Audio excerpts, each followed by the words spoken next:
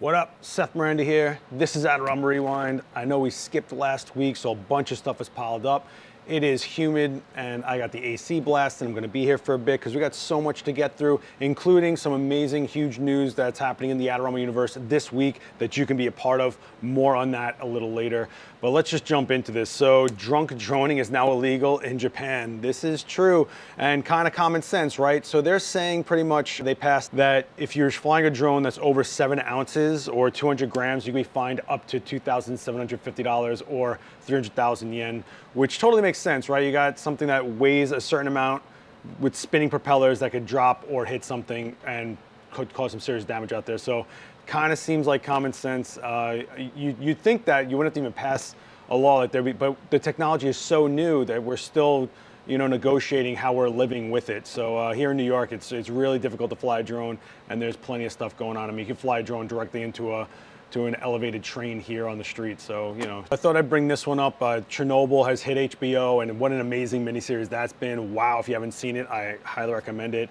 It's also drawing 40% more tourism to Chernobyl, and now they're basically asking people like, hey, can you show a little bit more respect for the environment here when this influencer decided to take some less than clothed photos of herself and post them on her Instagram. Oh, look at this respirator that wouldn't even do anything anyway. Like, wear a respirator, but I'll have no clothes on. Not here to censor anybody by any means, but you have to realize these are sites of atrocities. I mean, lots of people died and a lot of civilians died.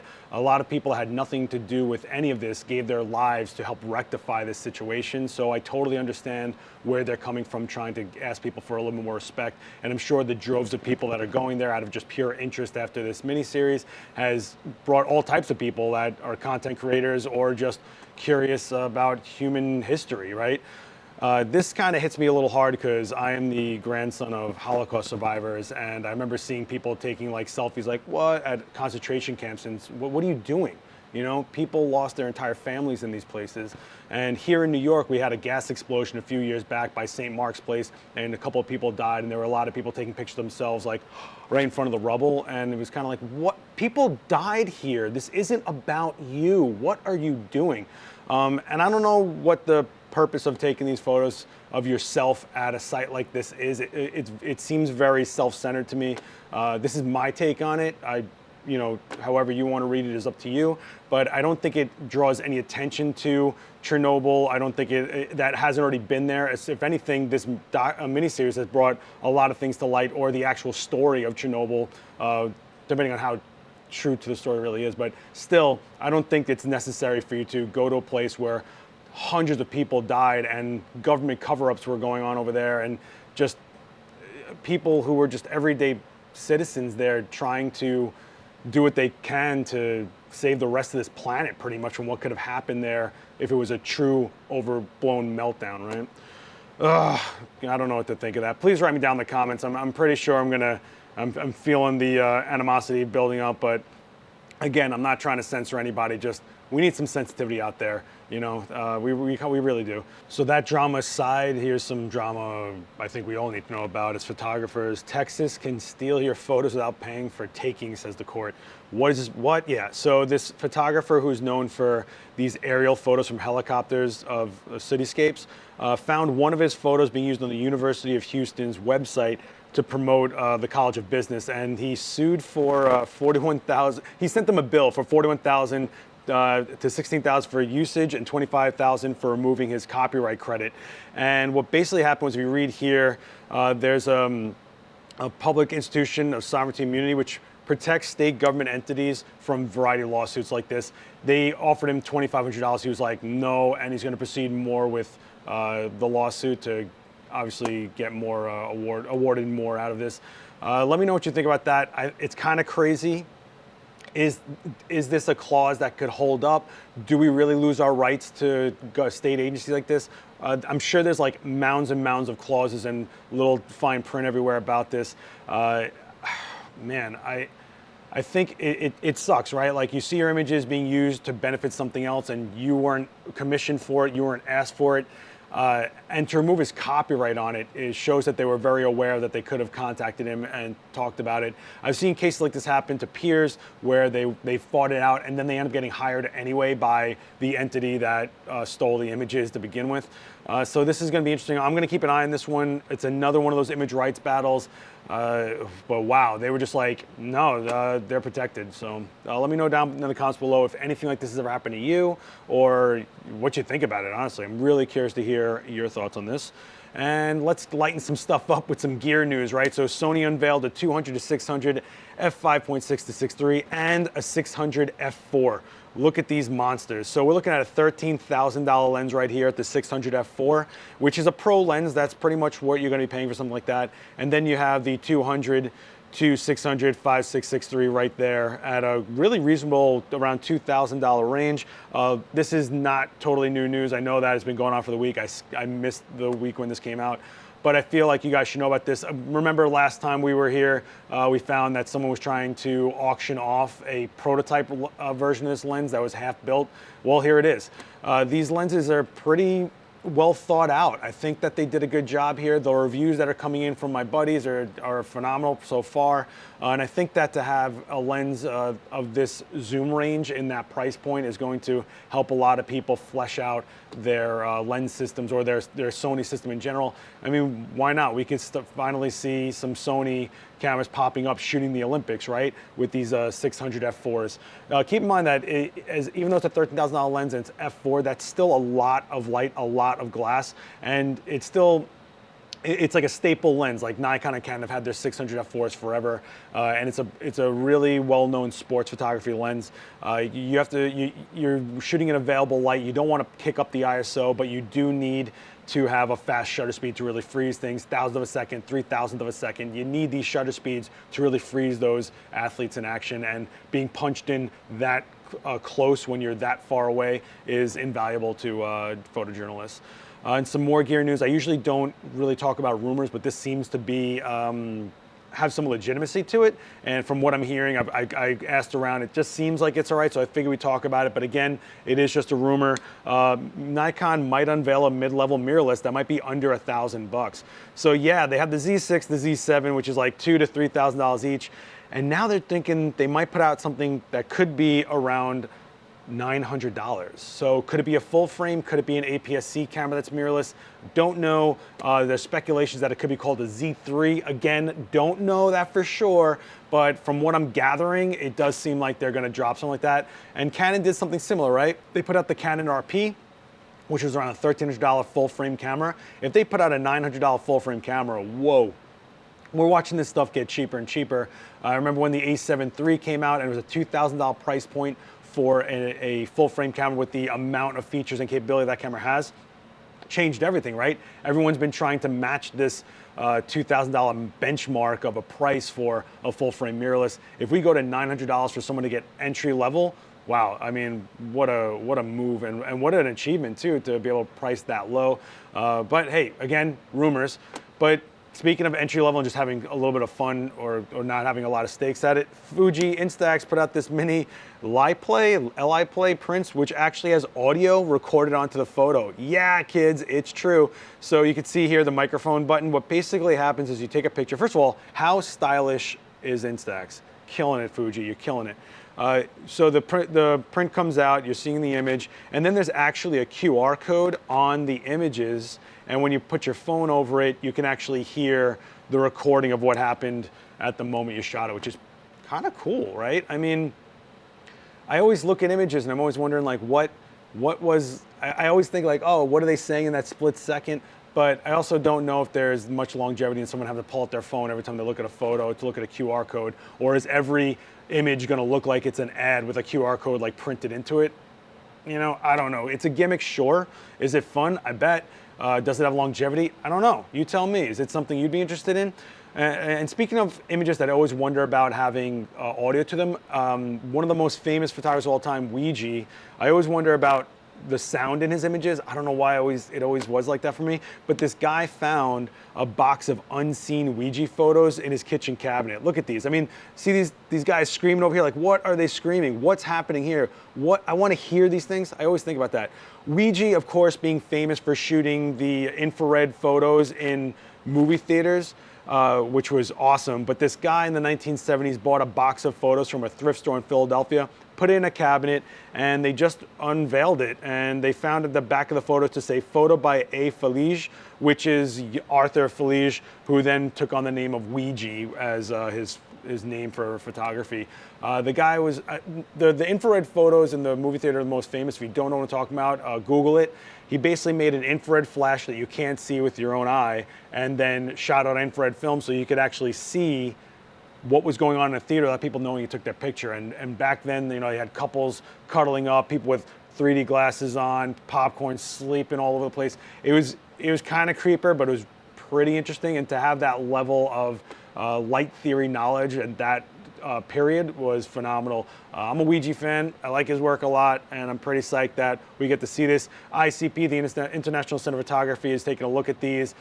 They have the largest collection of Weegee in the world, and they say some of these are the best images they've ever seen from him. So check out the link below if you don't know about this photographer. Check it out.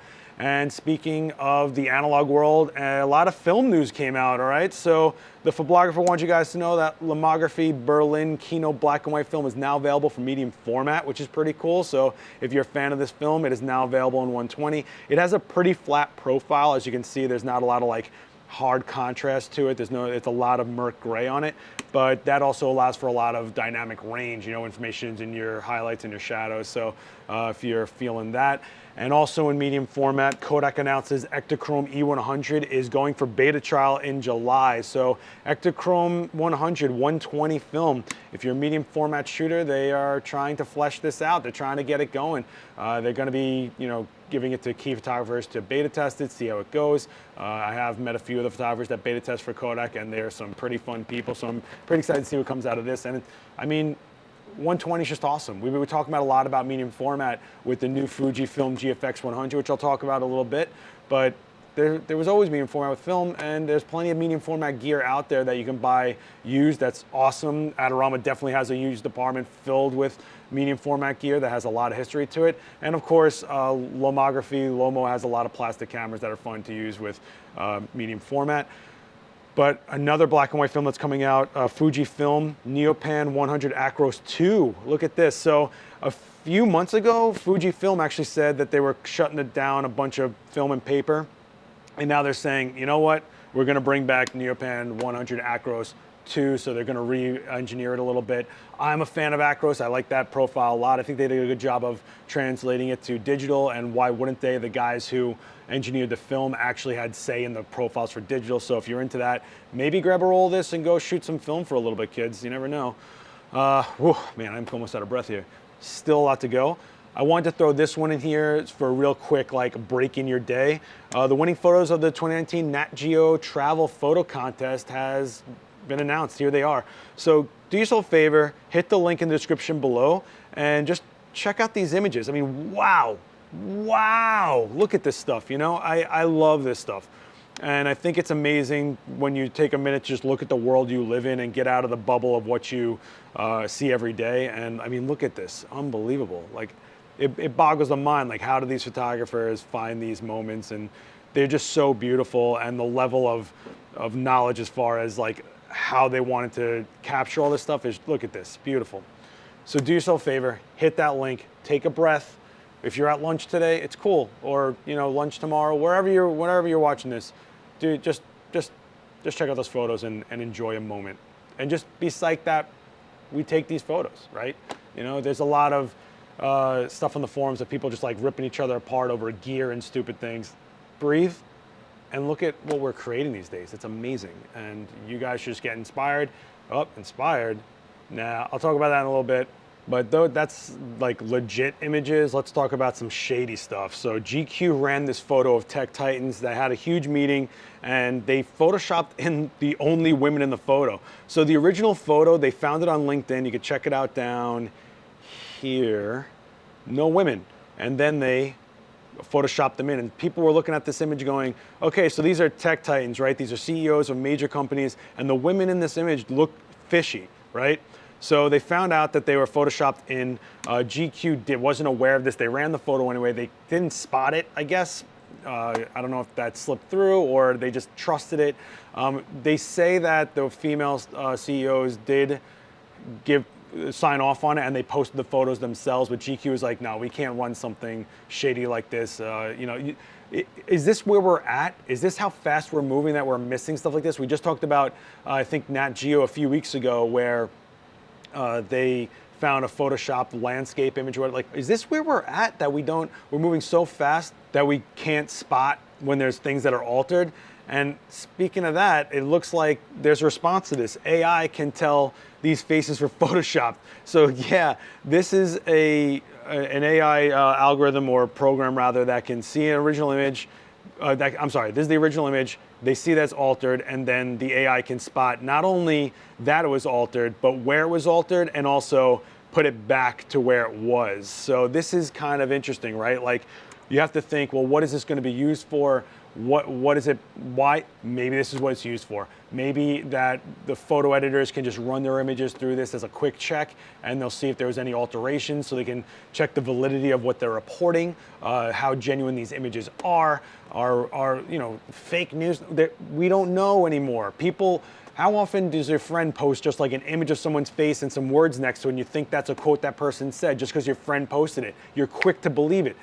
Maybe we're starting to make steps towards getting back to real, back to actual information, back to genuinity. Is that even a word? I don't know. Write me down below if that's a word. But it's an interesting world we live in, when we're creating our own media alongside of media sources that we're supposed to trust, and now we're kind of wondering, can we trust them? I don't know. Speaking of trust, Huawei, I'm not sure how to say his company, I suck at that, is messing up yet again. So they've done a lot of shady things, like using fake images in their ads for their phones. And now look at this, Booking.com is now the wallpaper on their phones. They've taken away the generic landscape images that are wallpaper on their smartphones, and now they're ads. And people that bought these phones are like, yo, I don't need to look at an ad on my wallpaper, like it's constantly smashing them in the face. Is it a little greedy for a company to do that? Is it fair game? I don't know. You tell me. I'm not sure where to land on this. I mean, you can always change your wallpaper, right? It's a difference. So that was like a lot of crazy stuff that's happened this week. Very colorful week, I'll say that. Some touchy stuff, some legal stuff, but a lot of stuff has happened in the Adorama universe, and I just wanted to go into this. So I wanted to thank the Phoblographer for featuring me. I went to Tokyo and used the Fuji Fx100, and I got tattooed while I shot it. So you guys can just check out the video. I will put the link down below. Pretty much, you're looking at my trip over to Japan and getting to use this prototype camera, and I went and got tattooed by a master Tabori artist who hand poke tattooed, and I shot with it in low light. And I'm not gonna ruin this whole video for you, but my man was just poking away and giving me a tiger. I'll explain pretty much everything of why that even was to be, and my experience with the camera in the video, so I'll put the link below. Please check that out if you haven't. We aren't seeing a lot of hands-on with the GFX100 yet, but everyone else that was out there was taking pictures of flowers and the cityscape and then Tokyo streets at night, and that's beautiful. I really want to use this how I would use it, and that's how I would use it. So come check it out. Thank you to Phoblographer for featuring that. And also, Top Photographer has been launched again. So if you remember a few years ago, we had Top Photographer with Nigel Barker. Well, he's issuing the Top Photographer Challenge. He's pointing right at you, says, you. Well, what's this? So basically monthly challenges. On IG, Instagram, if you go to Adorama's IGTV, there's a few episodes up there where you get to actually hear about what this challenge is. The first one up is portrait. So pretty much what you got to do is submit your best portrait with hashtag TPC close-up right here and hashtag Top Photographer. The tags have to be up by July 5th.